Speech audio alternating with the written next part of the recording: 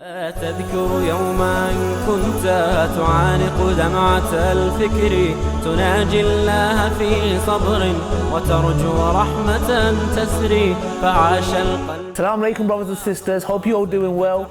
Welcome back to the reality show. We're on our third episode, and as you know, on the last episode we talked about basically how men think in certain situations. We gave you the scientific studies behind it. We did interviews out in Westfield, and so we gave you insight, and the response was really great, and it kind of went a bit viral as well, and a lot of sisters have benefited. We actually got a lot of sisters emailing us, and we tried to help them within these kind of matters, and even we had two sisters who actually dumped their boyfriend after we gave them an insight of, you know, look, you're being used, sister, you know, we just told her straight, you know, if this guy is not coming and asking for your hand, he's clearly using you. So it was a good really response, and we had a lot of sisters benefiting from it as well, so it was really great. Well, with this show, basically what I wanted to do was, I wanted to share a story of a sister, right? This sister was newly practicing. So one of our volunteers, Sister Asia, reconstructed the whole story and showed it from the actual sister's point of view. So we'll be right back after you watch that, inshallah. Assalamu alaikum. This is my story. You know, I've always been quite a reserved sister, not really hanging around many guys, quite shy. Then when I started practicing a couple of years ago, I cut out all guys, stopped talking to everybody. I had a few guy friends here and there, but it was nothing. It was like hellos, goodbyes, that kind of stuff. I was really focused. And then when I started work, I didn't really have to work with many guys, so I was fine with that. And recently I started working with this guy, this brother, and at first I was didn't know how to approach it because I'd never really been in that situation before. But I had to work with him, so I just kind of got on with it. Then we started kind of chatting. Obviously you're working with someone, so you have to talk to them. But I kind of kept it very minimal. Then we was working exactly the same shifts, so we kind of had to talk a lot more. And we just started talking about general things. I found out that he was an atheist, so I thought, oh, I can maybe give him some dawah. And then I just started telling him about Islam and giving him gentle dawah, nothing extreme, trying to still keep it minimal. And then he kind of started, you know, understanding and taking it in, and he kind of said comments like I was very intellectual, which kind of no one really ever said to me before. Then, you know, it moved from, you know, Islamic talk, dawah, to kind of general life, his home life, where we lived. Started talking about his girlfriend, who is with for 2 years, and he kind of opened up about that, and because it was natural, I didn't really think anything of it. And that went on for a couple of weeks, and I didn't really think anything of it. It was just natural, really normal. Then one night, randomly, he asked me could I drop him home, because we found out, like in earlier talks, that we kind of lived quite close to each other. He said, can I drop him home? I was really shocked, and I said no straight away. I really didn't know what to say. And then another day, he asked again, and I don't know what made me say yes, but I just heard myself saying, yeah, that's fine. And then he said, oh, you know, I really respect you as a woman, as a sister, and I respect your religion, and if you don't want to drop me home, it's fine, I can get the bus. And then I thought, oh, you know, I'll just do it this once. It'll be like a good deed to drop him home. Then it went from just the once to, you know, every like a couple of days here and there, and then it went every day, and we was finishing work at 10, quite late, then going home in the car together, and it was every night. Then, you know, at first he would, you know, just get out of the car, say nothing, just go about our business. Then we started kind of chatting more. He would kind of maybe stay in the car for maybe 10-20 minutes, then it got longer. Then it kind of went from just me dropping him home to going out places. And I kind of just like let it happen. Like it kind of got I couldn't control it. It just was kind of natural in a weird way. Then he kind of started kind of holding my hand, and when we was in the car, he would rest his head on my shoulder, and I thought it was weird at first, and I kind of stopped it at first, but then after a few times I just let it slide and I didn't think anything of it. And then this happened a lot. Over the next couple of weeks, we was going out places, eating, doing things, and it was something I'd never experienced before, so it was all new to me, so I didn't know where to stop it. Then it kind of got really, really bad, like it escalated really quickly, and one day he kind of, when we was in the car, he kind of not jumped, but came on top of me, and then he stopped himself, but I was in that situation, I didn't know what to do, but I didn't push him off straight away, which I thought I would have done. And that really, really shocked me, but I let it happen, and I couldn't believe that I'd let it happen, because I was this, practicing sister, and he said the same to me. He was like, I can't believe I've done that to a good practicing sister like yourself. If this was any other guy, he would have done stuff long ago, but I didn't, I held back. And that kind of, shocked me. But then we kind of got back to doing stuff, and it escalated. We kind of was making plans, and I was then getting excited about, what could come of this. If I continued to give him dawah, I gave him books and CDs. If that continued, where could this go? And I started getting, excited about seeing him at the next shift and that kind of stuff. And then he was making all these promises that we'll do this, we'll do that, we'll go here, we'll do this. And then it just escalated so quickly before I even realised. And then one day he then expressed that he was going to go to uni, and I really pushed him to do all these things because he was a really good guy.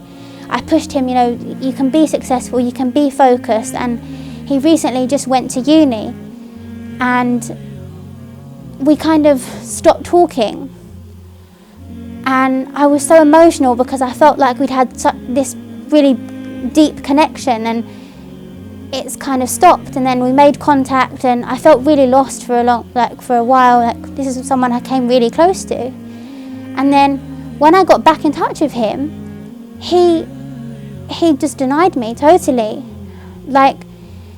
He said that he didn't know me, that none of this stuff happened. And I was devastated, and I was crushed because, I'd given him all of this dawah, we'd done so much stuff together, we shared experiences together, we kind of got really close, and I was really anticipating something to come out of this situation. And then for him to just say that he didn't know me, none of this stuff happened, I was making up, it's disgusting. I just don't know what to say.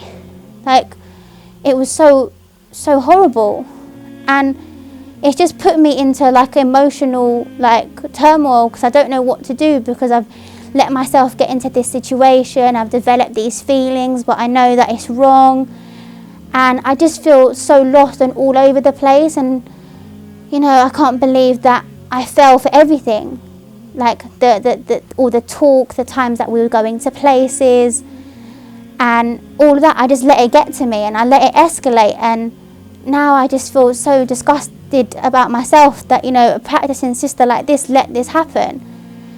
And all of this out of one good deed that I thought I was doing, dropping him off home one day. And I thought I was generally doing a good deed, but it escalated so quickly and so naturally that I didn't kind of even stop to think about it. And that's kind of just that's my story, and I'm still struggling with it so much to this day, subhanAllah. I just want to kind of tell my story, to tell sisters that, just keep everything, as halal as possible, even if it is work, and you may be thinking you're doing this one good deed, but think about it. It could escalate how my story has happened. And I just want sisters to know that, you know, this happened to me, it could happen to you. You know, Shaytan could come and whisper the same things to you too. And it all starts with one good deed. And obviously we both played our roles in this situation, and he played his and I played mine, and I can only take responsibility for mine. And I don't want any of my sisters going down the same path as me. So I just want to say to sisters, be careful, keep everything, you know, as halal as possible, even if it is work. Think about your actions, you know, remember that Allah is watching, and maybe just don't even put yourself in those situations where you can be questioning yourself and, you know, that little niggling feeling in your head, you know, oh, it's only one good deed, it's only this once. Like, my once turned into something so horrible that has just ruined how I feel about everything. So I just want my sisters to not fall into the same trap as me. Assalamu alaikum, brothers and sisters. Welcome back. As you've seen the video, the sister's story, and I'm sure you have been touched as much as I have been, and it's been really traumatic for her. Basically, what I'm going to do in here in the video is basically I'm going to go through how the sister could have avoided the situation. But before I do that, I just want to share a few story. Now, I don't know if you guys heard of the story of Barsisa, right? Barsisa was a pious man, and basically there was 3 brothers and 1 sister, their sister, and these brothers were going to jihad, and they didn't know where to leave their sister, right? Then they thought, you know, who can look after her? And they thought, you know what, Barsisa is a pious man. You know, I'm sure he's a really good guy. Let's just drop our sister next to him, and he will take care of her till inshallah, if we come back. And I'm just going to cut it short. They leave their sister there. And Barsisa first he refuses, he says, look, I can't. But they just say, look, you're the pious man. You know, there's no one else in the town. So they leave the sister with her. Now Barsisa is very afraid of this. So what he does is when he's given the sister food, she's staying in another room, he would just leave it outside and back off, right? She gets her food. So what happens is Shaytan starts whispering in his ear, saying, look here, she's maybe feeling lonely, you know, maybe just go talk to her. You don't need to go inside the house, inside the room. You can just talk through the doors. Right, and he goes, okay, I'll do that. So what happens, they start communicating, right, between the doors. And what happens is Shaytan starts further going on. Look here, nothing's going to happen. Just go inside and just talk to her. Anyways, this leads on to a point where Barsisa ends up committing zina with the sister, right? And they have a child.